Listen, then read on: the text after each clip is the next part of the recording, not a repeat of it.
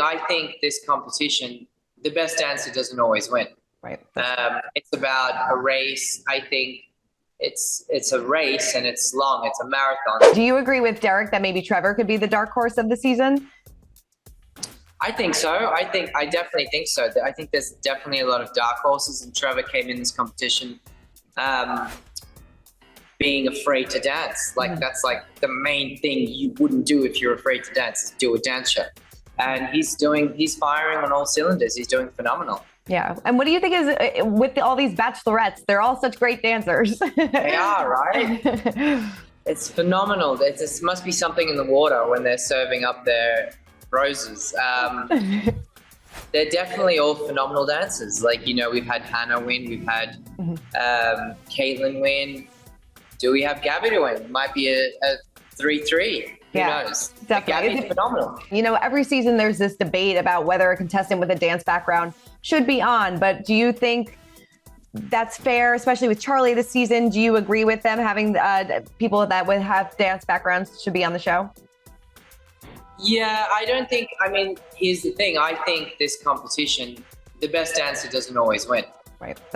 It's about a race. I think it's a race and it's long. It's a marathon. So I think everyone has their own little advantages and disadvantages. I think Charli and Mark are great, but does Charli have disadvantages? Yeah, she's young. She hasn't experienced, so it's going to be hard for her to show the feeling, the emotion, and that's going to be one great thing that she's going to learn on the show.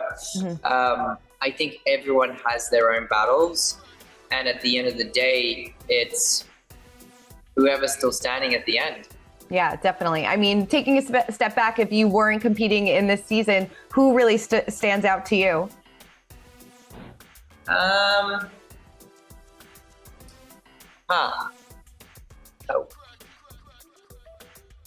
I mean, I would say Charli and Mark. There's a growth that's coming. You know, Charli is so young, and she's maturing every week, which is amazing. Which means they're on the right path. I guess I haven't even really looked, to be honest. We're just so in our own little world in everything. But I'd probably say Charli and Mark. I mean, even Cheryl and Louis had a massive breakthrough last week. The passion and the joy that she gave. She was singing during the show. It was like, it's a shame to see them go. It's a shame to see anyone go. So, Sasha, I'm loving you and Selma this season. It's so inspirational. And I know that you've been feeling the love from all the fans that have been watching too. But what makes this relationship with her so special? Oh, where do I begin? How much time do we have? No, I think it's just been such an incredible journey already. You know, when Selma first joined, there was a lot of MS flare-ups, as she calls them. And the disconnection from the brain to the body, you know, with a heart rate that is elevated, nerves, excitement, that's when it kicks in. And, you know, you can't prepare anyone for a live show. The audience, you know, now we have the audience back. So that's another level of like excitement and nerves, and anything can happen. And I think just seeing the way Selma works and finding the right things to give Selma, it's been so rewarding and inspiring to see those flare-ups be less than normal. And I don't know what normal is. This is all a big journey for me too. I've never taught anyone with MS. And it's just been so incredibly rewarding to see someone like Selma just exceed all my expectations. I remember she was telling me, you know, she's been bedridden for 7 years. She comes in with a walking stick and her service animal sometimes. She's fainted at the airport last week. It's just remarkable of what that woman can do.